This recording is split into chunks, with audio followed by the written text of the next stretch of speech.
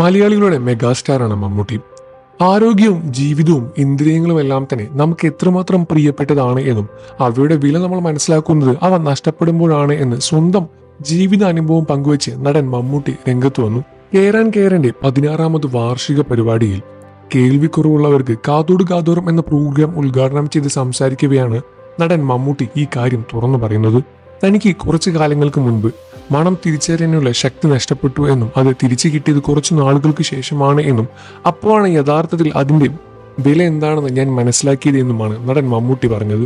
നാം നമുക്ക് വേണ്ടി ജീവിക്കാതെ മറ്റുള്ളവർക്ക് വേണ്ടി ജീവിക്കുമ്പോഴാണ്, അതല്ലെങ്കിൽ നമ്മൾ കാരണം ഒരാൾ സന്തോഷമായിരിക്കുമ്പോഴാണ് നമ്മുടെ ജീവിതം യഥാർത്ഥത്തിൽ ധന്യമാകുന്നത് എന്നും മറ്റെല്ലാം തന്നെ നമുക്ക് തോന്നുന്നതാണ് എന്നും തനിക്ക് പത്മഭൂഷൺ പോലുള്ള പേരുകളിൽ വിളിച്ച് കേൾക്കാനല്ല, മമ്മൂട്ടി എന്ന പേരിൽ വിളിച്ച് കേൾക്കാനാണ് ആഗ്രഹമെന്നുമാണ് നടൻ മമ്മൂട്ടി പറഞ്ഞത്.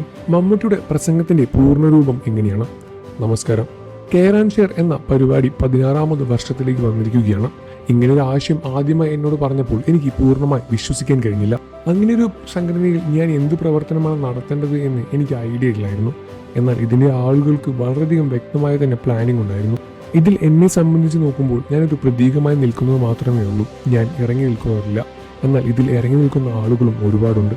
എന്നെ ഒരു പ്രതീകമായി നിർത്തി ഇതിന് പിന്നിൽ അധ്വാനിക്കുന്ന ഒരുപാട് ആളുകളുണ്ട്. എന്നോട് ചോദിക്കാറുണ്ട്, ശരിയാണ്, ഞാൻ മറുപടിയും കൊടുക്കാറുണ്ട്. അവർക്ക് പറ്റുകയാണെങ്കിൽ ആ ആശയങ്ങളെല്ലാം അവർ സ്വീകരിക്കാറുമുണ്ട്. 16 വർഷമായി ഇതിങ്ങനെ മുന്നോട്ട് പോയിക്കൊണ്ടിരിക്കുകയാണ്. വളരെയധികം സന്തോഷമുള്ള കാര്യമാണ് ഈ സംഭവിക്കുന്നത്.